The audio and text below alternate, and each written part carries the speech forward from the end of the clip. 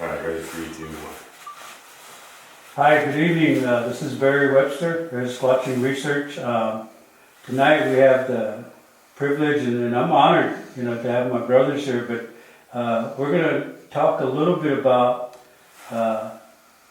some Sikanga research, and they're Richard Soule. I'm here with Richard Soule and Peter Angeletti, members of my team, and we're going to get their insights tonight, which I'm excited and I'm very happy about. So if we could, let's start with Richard here. Richard, there's a lot of discussions out there and a lot of podcasts, a lot of back and forth. And what I'm going to ask Richard is about the metaphysical experience you've had. Can you tell us a little bit about that? And if you want, you can talk too. I will. Thank you, Barry. Actually getting ready to come up here, I was getting my shoes on, kind of deciding on what I was going to wear, my boots, looking at the weather, and thinking a lot about the physical side of things that you have to, within our world, the aspects that we look at. And it got me thinking about how Rez Squatching and what we do spiritually. And it really, this is only about half of it, just the preparation and things we do physically and the things we see, the evidence that we gather, the things, the wood knocks, the footprints, all the physical things that we've seen when we've been doing this research.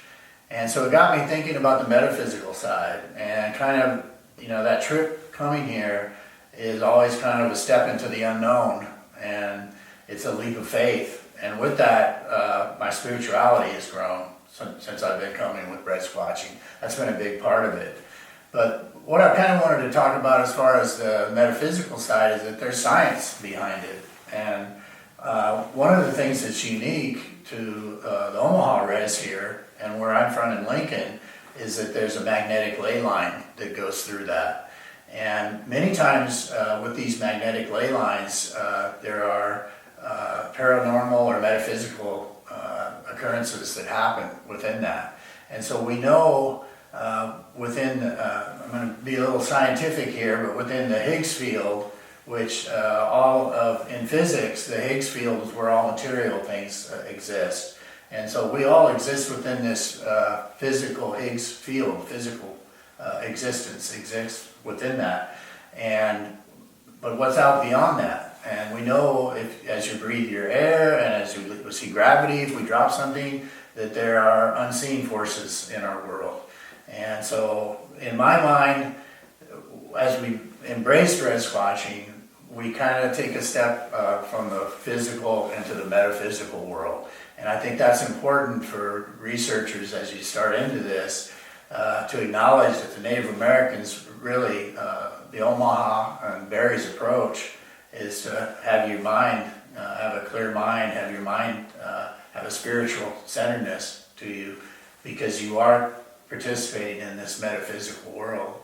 So there are some aspects of that we've researched over the years, and one of the things I talked about was eye glow, and we talked about that. And I believe in the Omaha language, it's insta. Is that correct, Barry? Is that what we were saying?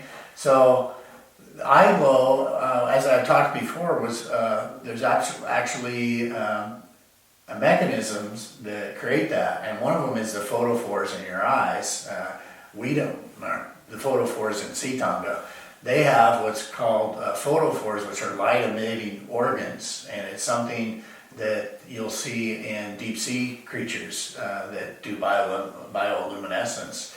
And so you have that chemical reaction of luciferin and luciferase through oxygen that creates this chemical reaction of bioluminescence. And so it's through the central nervous system or even through their circulatory system. They physiologically have some different things going on with them than we do.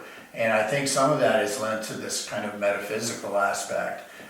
So much of what we think that we study with them, though we can relate it to our world, I think we gotta have a broader sense of what existence really is to fully understand this.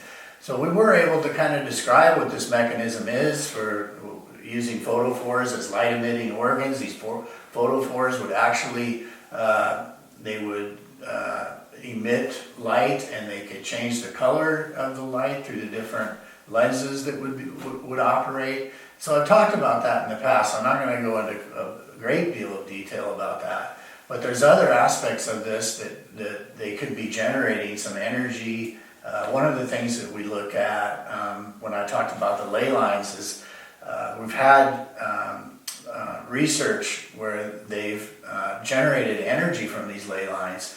And in the past, there's been researchers that have found they'll get down into like a conduit almost shape to create this energy, and they'll have their head down and their legs under them, and they will kind of generate this energy. And we've had even some people document that. There was a good case in sketching encounters, our friend Sibylla Irwin, she had interviewed a guy from Oregon that they actually were demonstrating these to them. And it was funny because I was watching all this, and I made a comment on our website, like, they're demonstrating their behaviors that they can do. These are things they can do in a metaphysical way. Like, they can generate this electrostatic light and stuff by getting this energy from ley lines. The other thing that's interesting, how one would be able to do that, is if you are chewing crystals, or if you induce crystals. They have properties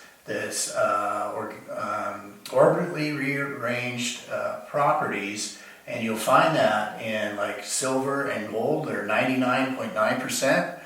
A very small percentage of them are outside of the dimensional that we exist in. So they like don't exist. That's why they're only 99.9%. You'll never find gold any greater than that, because it's that orbitally rearranged element that's there. It's like another dimension. So if you ingest these and then you are on these ley lines, you could perhaps manifest some of these states. Now we know, we've seen them through the cloaking and other things that we've seen, experiences that we've had with them, that they can do things that simply we're not capable of doing. And I think this lends to it, having this ability to do this sort of cloaking. Some researchers believe it's their not having a medulla in their hair that allows them to do this cloaking.